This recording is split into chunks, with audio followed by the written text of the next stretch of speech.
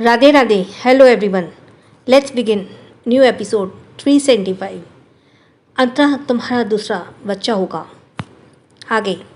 इस पर अंतरा भी उसी लहजे में हेल्पलेस के साथ बोली, क्योंकि मैं एक बदकिस्मत लड़की हूँ। मेरे साथ कभी कुछ अच्छा नहीं होता। मैं जिस लोगों के साथ जुड़ती हूँ और उनका अच्छा करने की कोशिश करती हूँ, तो हमेशा उनके साथ बुरा कर देती हूँ। इस वजह से हर एक बुरे काम की वजह मैं बन जाती हूँ दानिश। और आप सोच नहीं सकते मुझे इस वक्त खुद में कितना ज़्यादा गिल्ट महसूस हो रहा है। आपको पता है, मैं वैभव की बड़ी बहन सृष्टि जी की 2.5 साल की बच्ची नाज की माँ है। उनका एक्सीडेंट मेरी कार से हुआ था। आज मेरी वजह से वो पैरालाइज हैं और वैभव ने एक तरह से अपनी बहन को खो दिया। उसकी वजह भी मैं ही थी और अब वैभव और क्रिया की मौत की वजह भी मैं ही हूँ, क्योंकि वो दोनों मुझसे मिलने के लिए ही बेंगलोर से दिल्ली आ रहे थे और भी इस बीच उनके साथ ये सब कुछ हुआ। दानिश अंतरा की सारी बातें बस गौर से सुनी जा रहा था। दानिश की आंखों में एक अलग ही एक्सप्रेशन थे और वो अंतरा को गौर से देखते हुए बोला, अब तुम क्या चाहती हो? इस पर अंतरा कुछ आधे मिनट के लिए शांत पड़ गई और फिर आखिर में वो कुछ सोचते हुए बोली, मैं इन लोगों का अंतिम संस्कार करना चाहती हूँ और नाज को ओबरॉय खानदान का नाम दूंगी अपनी बेटी के तौर पर। दानिश अंतरा की ये बात सुनकर उसे एक झटके से छोड़ दिया। वही अंतरा खामोशी से बस चुपचाप सामने की ओर देखने लगी। तभी वह इंस्पेक्टर आए और वो बोले, मैम, अगर आप ये इनका अंतिम संस्कार करेंगे तो आप इन्हें यहाँ से ले जा सकते हैं, क्योंकि हमें इसके आगे की तहकीकात करनी होगी। यह सुनकर अंतरा ने फिर से दानिश को देखा, जो खामोशी से चुपचाप खड़े उसे देख रहा था। दानिश को देखने के बाद अंतरा ने अपना सर हिलाया और बोली, जी इंस्पेक्टर। इसके बाद कुछ देर बाद शमशान घाट में इस वक्त वहाँ वैभव और क्रिया की चिताएं जल रही थीं, तो वहीं अंतरा दानिश के सीने से लगी हुई सिसक सिसक कर रो रही थी। दानिश ने अपने एक हाथ उसके पीठ पर और दूसरा हाथ उसके सर पर रखे हुए खड़ा खामोशी से उन चिताओं को घूर रहा था। वहीं प्रियल भी अपना सर झुकाए खड़ी थी। अंतरा जलती हुई चिताओं को देखकर रोते हुए बोली, दानिश, मैं इन्हें बहुत मिस करूँगी। मुझे अभी भी यकीन नहीं हो रहा कि ये दोनों मुझे छोड़कर चले गए। ये कहते हुए अंतरा रोते हुए दानिश के सीने में सिमट गई। वहीं दानिश उसके सर पर अपना हाथ फेरते हुए कुछ अलग एक्सप्रेशन के साथ बोला, इस दुनिया में जो आता है उन्हें एक न एक दिन जाना होता है, silly girl, so just calm down. इस पर अंतरा ने कुछ जवाब नहीं दिया और वो उसी तरह दानिश के सीने से लगी रोती रही। अब दोनों जलकर पूरी तरह राख बन चुके थे, जिसके बाद पंडित जी ने कुछ अंतिम संस्कार की आखिरी क्रिया की और फिर दानिश अंतरा को लेकर कहार की तरफ बढ़ गया। प्रियल भी अब वहाँ से चली गई। इधर अंतरा सुस्त पड़ गई थी। रात काफ़ी गहरी हो चुकी थी। बारिश भी अब थम चुकी थी। अंतरा निढाल होकर चुपचाप सीट पर बैठ गई। दानिश के दूसरे साइड बैठा और अंतरा के गले पर गिरे आंसुओं को अपने अंगूठे से रब करते बोला, आर यू ओके? इस पर अंतरा ने बस अपनी पलकें झपका दी। तभी ड्राइवर ने कार स्टार्ट की और फिर अंतरा को कुछ याद आया। वो धीरे से दानिश से बोली, दानिश, हमें हॉस्पिटल चलना होगा। नाज अभी हॉस्पिटल में है। इस पर दानिश कुछ सेकंड के लिए रुक गया और फिर अपने हाथों की मुट्ठियाँ बनाते हुए ड्राइवर को घूरा। ड्राइवर अंतरा की बात सुन चुका था और फिर उसने अपना सर हिला दिया। उसकी कार अब सीधे हॉस्पिटल के लिए रवाना हो गई। कुछ देर बाद उसकी कार सिटी हॉस्पिटल से बाहर आकर रुकी। अंतरा दानिश के हाथ को पकड़े कार के बाहर निकल गई और धीरे वो हॉस्पिटल के अंदर जाने लगी। रात काफ़ी हो चुकी थी, इस वजह से हॉस्पिटल की सुनसान था, लेकिन एक इमरजेंसी वार्ड की तरफ से किसी बच्चे के ज़ोर ज़ोर से रोने की आवाज़ आ रही थी। उस बच्चे की रोने की आवाज़ सुनकर ही अंतरा के कदम अपनी जगह रुक गई। उसकी आंखों में एक बार फिर से नमी आ गई। वो धीरे से बोली, नाज रो रही है? ये कहते हुए अंतरा अब जल्दी जल्दी से इमरजेंसी वार्ड की तरफ बढ़ने लगी। वहीं दानिश उसे जाते हुए बस घूर रहा था। इधर अंतरा उस इमरजेंसी वार्ड के बाहर आई, जहाँ पर इस वक्त हॉस्पिटल बेड पर नाज बैठी रो रही थी और एक नर्स उसे संभालने की कोशिश कर रही थी। अंतरा ने उसे रोते देखा।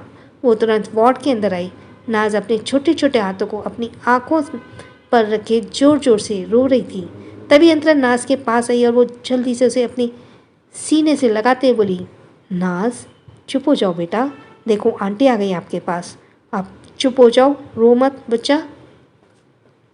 नाज जो अंतरा को अच्छे से पहचानती थी, जैसे अंतरा उसके पास आई वो अब सुबकने लगी और सुबकते हुए अपनी बड़ी बड़ी आंसू भरी आंखों से अंतरा को देखने लगी। नाज को सिल्वर आई नाज की स्लीवर आइज थी जो काफ़ी मासूम और प्यारी थी। अंतरा उन आँखों को ध्यान से देखते उसके फूले हुए गालों पर गिरे सभी आंसू को प्यार से साफ करते बोली, नाज देखो आंटी आ गई ना आपके पास, अब आप बिल्कुल भी नहीं रो, ओके। इस पर नाज अब सुबकते हुए अपना छोटा सा सर हिलाई, लेकिन धीरे से बोली, मामा मामा। जैसे ही अंतरा ने मामा सुना, उसके दिल में बहुत ही ज़्यादा दर्द महसूस हुआ। नाज वैभव को बुला रही थी। अंतरा ने किसी तरह खुद को संभाला, फिर वो प्यार से बोली, नाज आपके मामा और मामी दोनों कुछ वक्त के लिए आपको मेरे पास छोड़ रखा है और अब से आप अपनी आंटी के साथ रहोगे, ओके। नाज मात्र 2.5 साल की थी, लेकिन वो काफ़ी शांत और सेंसिबल थी। उसे स्पेशली अंतरा की बातें बहुत जल्दी समझ आया करती थी। आखिरकार प्रिया अंतरा से इस बात के लिए जलन भी रख करती थी कि नाज ज़्यादा उसके पास रहती है, लेकिन वो बातें अंतरा को समझ जाया करती थी। वही अंतरा सबको देखकर बहुत ज़्यादा हंसा करती थी और उसे चिढ़ाया भी करती थी। ये सारी चीज़ अंतरा के दिमाग में चल रही थी। ये सब सोचते हुए एक बार फिर से अंतरा के आंखों में आंसू आ गए, लेकिन उसने अपने आंसू को साफ किया और फिर मन में बोली, नहीं अब मैं नहीं रोऊंगी, अब मैं वैभव और क्रिया के कातिलों का पता लगाऊंगी और नाज को भी संभालूंगी। नाज को इस वक्त एक फैमिली और एक माँ की ज़रूरत है जो कि मैं उसे दूंगी। मैं नाज को खुद से अलग नहीं करूंगी, फिर चाहे उसे ओबरॉय खानदान अपनाए या ना दे, अपना नाम दे या न, लेकिन मैं नाज को अपना नाम जरूर दूंगी। ये कहते हुए अंतरा ने अब गहरी सांस ली और फिर वो प्यार से नाज को देखकर बोली, नाज क्या अब आप आंटी के साथ आंटी के घर चलने के लिए रेडी हो। नाज जो अब चुप हो गई थी और अंतरा को पाकर वो खुश होने लग रही थी, उसने जल्दी से अपना छोटा सा सर 3 बार हाँ में हिला दिया, जिसे देखकर अंतरा के चेहरे पर एक स्माइल आ गई। अंतरा ने फिर उसे अपनी गोद में उठाया और उसकी नज़र बाहर गई, जहाँ पर इस वक्त दानिश डॉक्टर से कुछ सीरियस वे में बात कर रहा था। उसे देखकर अंतरा फिर नाज को लेकर बाहर आई तो उसके कानों में आवाज़ गई। दानिश इस वक्त नाज की कंडीशन और उसके अडॉप्शन से रिलेटेड डॉक्टर से बात कर रहा था। ये सुनकर अंतरा कुछ देर के लिए हैरान हो गई और हैरानी से बोली, दानिश इतनी जल्दी नाज को अपनाने के लिए रेडी कैसे हो गई? क्या ये नाज की कंडीशन देखकर रेडी हुए या फिर कोई और बात? खुद में ही कहते ही अंतरा ने फिर जल्दी से कहा, नहीं मैं दानिश के बारे में गलत नहीं सोच सकती, ज़रूर उन्हें नाज को देखकर बुरा लगा होगा, इसीलिए वो ऐसा कर रहे हैं। थैंक गॉड, दानिश नाज को अपनाने के लिए रेडी हो गए, वरना फिर पता नहीं मैं कैसे ये सब अकेले संभालती। अब बस मुझे दादी माँ और पापा दादी को इनको ही ये बात समझानी होगी। अब बस ये नाज के लिए रेडी हो जाए, उसके बाद मैं नाज को अपने साथ रख लूँगी। ये कहते हुए अंतरा ने एक नज़र नाज को देखा जो अब उसके सीने से लगे धीरे धीरे नींद में जा रही थी। अंतरा ने फिर नाज को सिर को प्यार से सहलाया। उसके बाद कुछ ही देर में नाज उसकी गोदी में ही सो गई। तभी फिर दानिश अंतरा के पास आया और वो अपने हाथों में लिए फाइल को घूरते हुए बोला, इसमें एडॉप्शन से रिलेटेड सारे पेपर्स हैं जिनकी फॉर्मेलिटी पूरी हो गई है। ये सुनकर अंतरा एक स्माइल के साथ बोली, थैंक यू दानिश मेरी बात मानने के लिए, थैंक यू सो मच, मैं आपका ये एहसान सच में नहीं भूल पाऊंगी। इस पर दानिश नाज को एक नज़र घूरा और अजीब एक्सप्रेशन के साथ फिर अंतरा को देखकर बोला, मैंने तुम पर कोई एहसान नहीं किया है, तुम मेरी बीवी हो, मैं तुम्हें तकलीफ में नहीं देख सकता और न ही तुम्हारे आंसू को मैं बर्दाश्त कर सकता हूँ।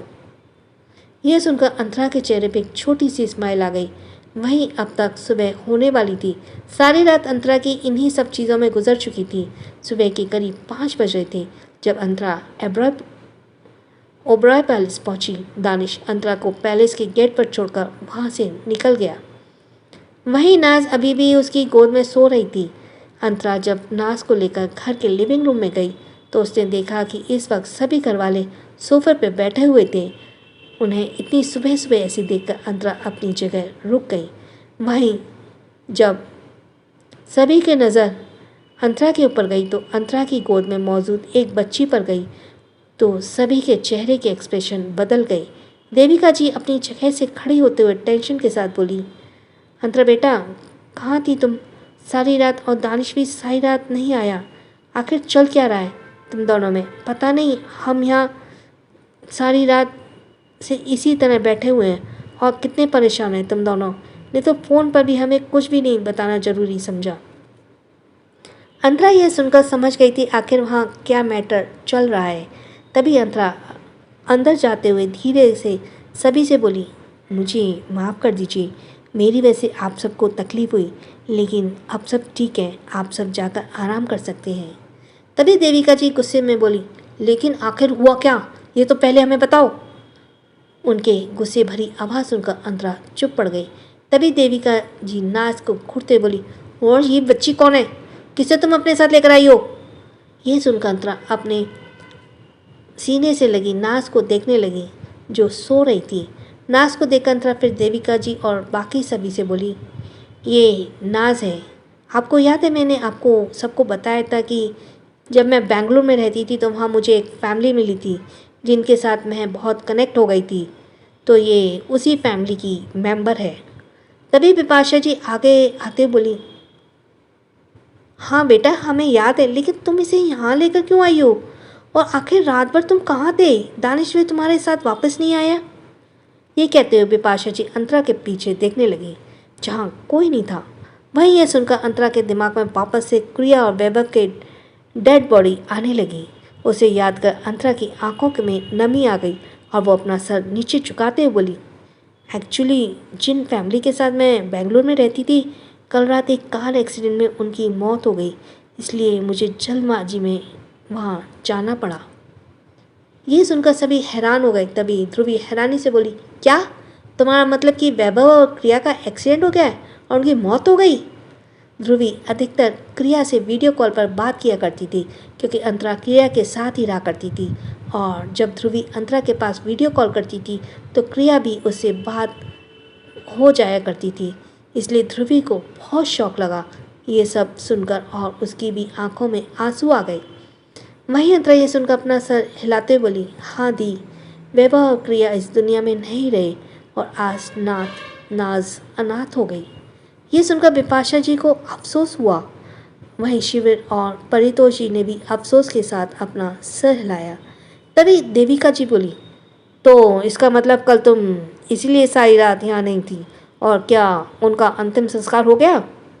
इस पर अंतरा बोली, हाँ दादी, मैंने और दानिश ने मिलकर उनका अंतिम संस्कार कर दिया और अब नाज के पास कोई नहीं बचा, तो मैं नाज को। ये कहते कहते अंतरा थोड़ा हिचकने लगी पर आखिर में बोली, तो इसलिए मैं नाज को अपने साथ ओबरॉय पैलेस लेकर चली आई। ये सुनकर देविका जी के चेहरे के एक्सप्रेशन पूरी तरह बदल गया और वो घूर कर नाज को देखने लगी। वहीं बिपाशा ने जब ये सुना तो वो अंतरा के पास आते हुए बोली, तुमने बिल्कुल ठीक किया बेटा, आखिर जब तुम बेंगलोर में थी तो वही तुम्हारी एक तरह से फैमिली थी और एक फैमिली ही दूसरी फैमिली की मदद करती है। अब जब नाज के पास अपना कहने वाला कोई नहीं है, अपना नाम दिया और इसे यहाँ लेकर आई, ये बहुत ही अच्छा काम किया तुमने। इस पर शिशिर जी बोले, हाँ अंतरा बेटा, तुमने सच में बहुत अच्छा काम किया। परितोष जी ने भी सर हिलाया। लेकिन तभी देविका जी बोली, नहीं, ओबरॉय पैलेस में अब कोई अनाथ लड़की नहीं आएगी। अंतरा, तुम इसे अनाथ आश्रम छोड़ाओ। करुणा अनाथालय तुम्हारे अंडर में है, इसलिए तुम नाज को वहीं छोड़ कर आओ और वहाँ इसकी अच्छी देखभाल होगी। मैं इसकी देखरेख की पूरी जिम्मेदारी लेती हूँ, लेकिन ये इस घर में नहीं आएगी। ये सुनकर इंदिरा हैरानी से बोली, लेकिन क्यों दादी, आखिर प्रॉब्लम क्या है? और नाज अभी मात्र 2.5 साल की है और मेरे अलावा और कहीं नहीं रह सकती। इवन जब मैं हॉस्पिटल इसे लेने गई थी तब भी वो वहाँ इसका रो रो कर बुरा हाल था। मैं जब वहाँ पहुँची तभी जाकर ये चुप हुई। ये मेरे बगैर नहीं रह सकती। तभी देविका जी उसका हाथ दिखाकर बोली, क्यों नहीं रह सकती? एक दो दिन तकलीफ होती है लेकिन बाद में सबको आदत पड़ जाती है। और ऐसे कई सारे बच्चे जो रोज़ अपने माँ बाप मरते हैं जिनके, तो क्या तुमने सबका ठेका ले रखा है कि तुम सबको पालोगी? नहीं ना, इसलिए तुम इसे जाकर सीधे अनाथालय छोड़कर आओ। यहाँ अब कोई अनाथ लड़की नहीं आएगी। देविका जी की बात थोड़ी अलग थी।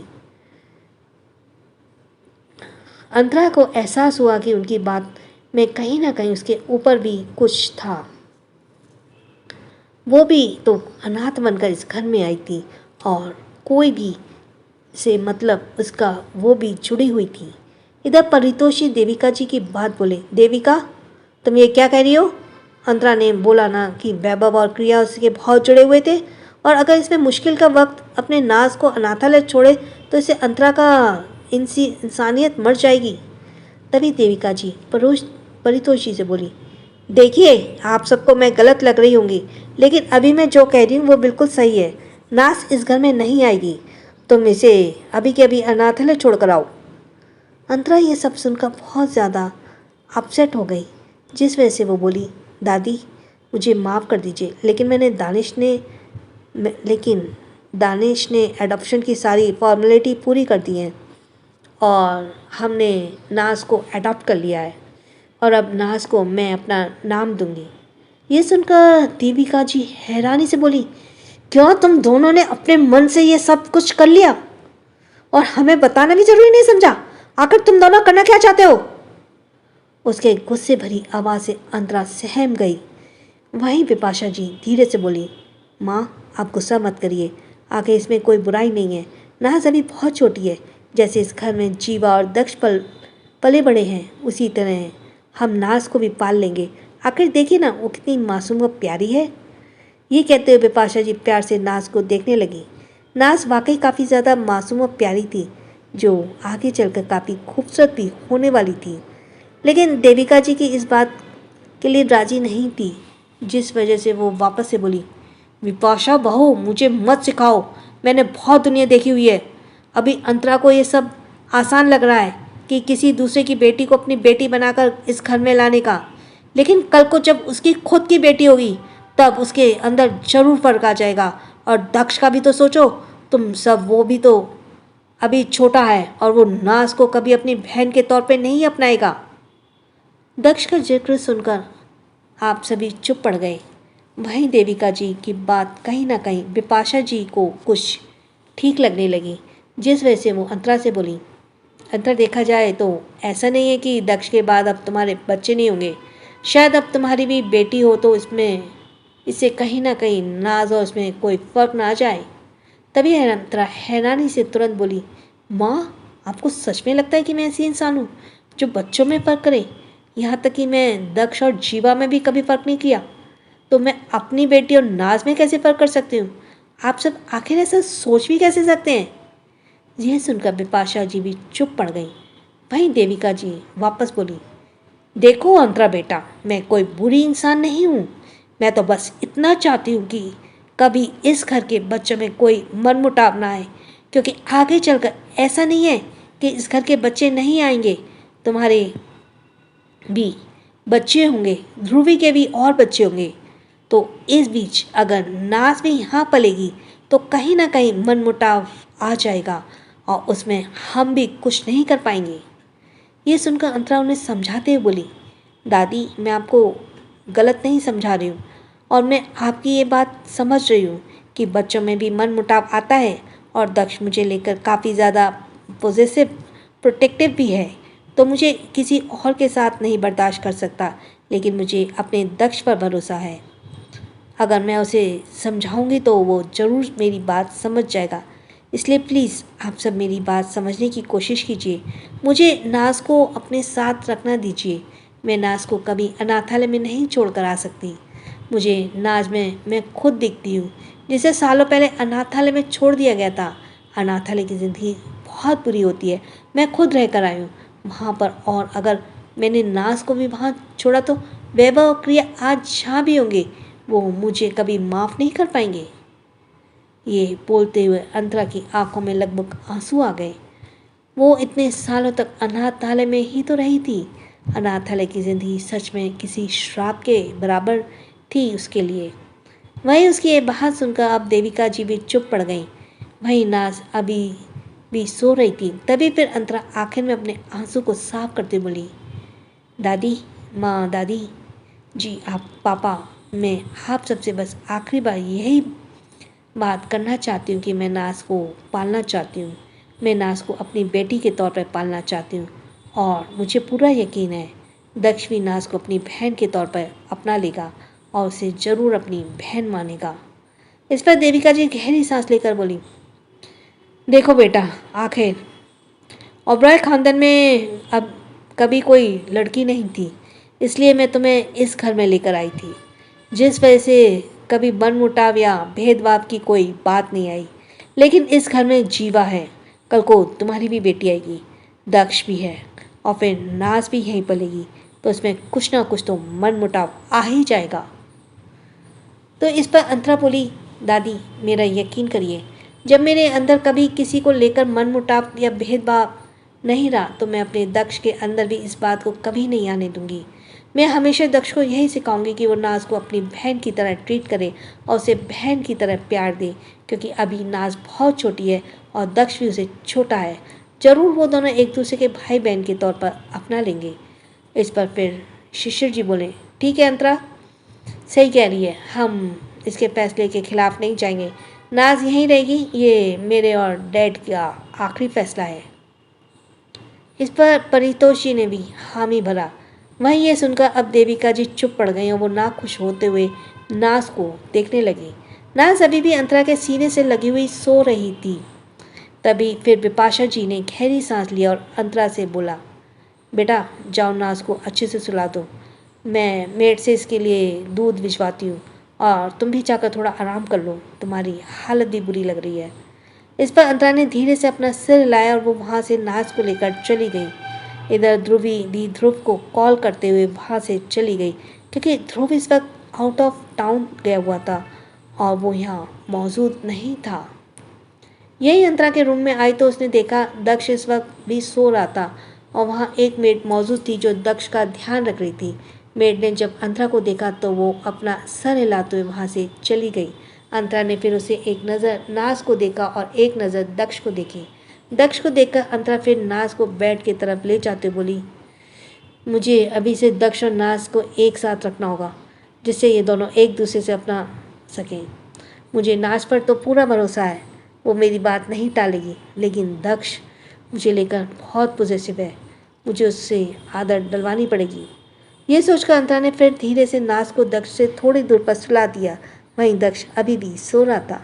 अंतरा ने नाज को वहीं दक्ष के ब्लैंकेट ही कवर कर दिया, जिसमें नाज और भी ज़्यादा सिमट गई, जिसे देखकर अंतरा के चेहरे पर एक स्माइल आ गई और वो प्यार से झुककर नाज को माथे पर किस की और फिर उसके बाद दक्ष को देखा। दक्ष को देखकर अंतरा ने फिर उसके पास गई और वो दक्ष को सर पर प्यार से सहलाते बोली, मुझे पूरा यकीन है मेरा दक्ष जरूर मेरी बात सुनेगा और सभी की बातों को वो गलत साबित कर देगा, नाज को अपनी बहन के तौर पर अपनाएगा। ये कहते हुए अंतरा ने दक्ष का सर को चूम लिया। इसके बाद फिर वे वहाँ से सीधे वॉशरूम में चली गई। अब तक 7 बज चुके थे। शॉवर लेने के बाद अंतरा अभी वॉशरूम का डोर अनलॉक कर ही रही थी कि उसे रूम से नाज के जोर जोर से रोने की आवाज़ आई। उसके साथ ही कुछ और भी आवाज़ें सुनाई दी। नाज की रोने की आवाज़ आकर अंतरा हड़बड़ाते हुए अपने बाथरूम को बांधती जल्दी से बाहर निकली। तो जैसे ही रूम में आई उसने बेड पर का नज़ारा देख उसके कदम अपनी जगह रुक गए और वो हैरानी से बस एकटक सामने की ओर देखने लगी। सवाल है कि क्या दक्ष नाज को बहन के तौर पे अपनाएगा जैसा अंतरा चाहती है? तो प्लीज़ अपने कमेंट बॉक्स में ज़रूर बताना। और थैंक्स फॉर लिसनिंग। छोटों को प्यार, बड़ों को सम्मान। राधे राधे। जिसका सब्सक्राइब करना रह गया वो जल्दी से सब्सक्राइब करे और थैंक्स फॉर लिसनिंग। छोटों को प्यार, बड़ों को सम्मान। राधे राधे।